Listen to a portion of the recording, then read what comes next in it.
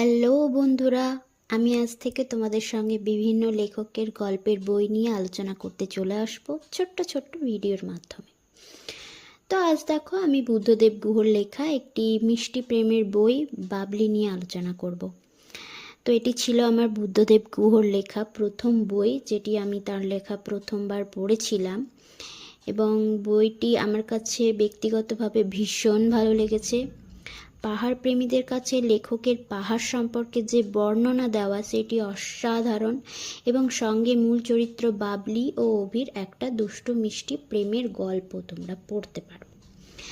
তো এই বইটি আমি প্রথম গত বছর আমি কিনেছিলাম এবং এতই ভালো লেগেছিল বইটি পড়তে যে আমি বইটি পুরো একদিনের মাথায় শেষ করে ফেলি।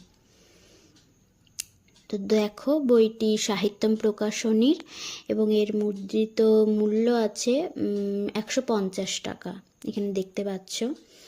আর বইটিতে রয়েছে 143টি পেজ, আর পেজ কোয়ালিটি ভীষণ ভালো বলাই যেতে পারে। আর একটা কথা বলতে পারি, এখানে তোমাদের সঙ্গে শেয়ার করতে পারি, এই বইটির ওপর যে সিনেমাটি বেরিয়েছে সেটি দেখার থেকে আমি বলবো বইটি পড়ে এবং সেটিকে নিজের কল্পনা দ্বারা আরও ভীষণভাবে এনজয় করতে পারো তোমরা। ভিডিওটি ভালো লাগলে একটা লাইক, এবং কার কার এরম রোম্যান্টিক বই পড়তে ভালো লাগে অবশ্যই জানিও। চলো আজকের মতন টাটা, দেখা হবে আবার একটা অন্য ভিডিওয়।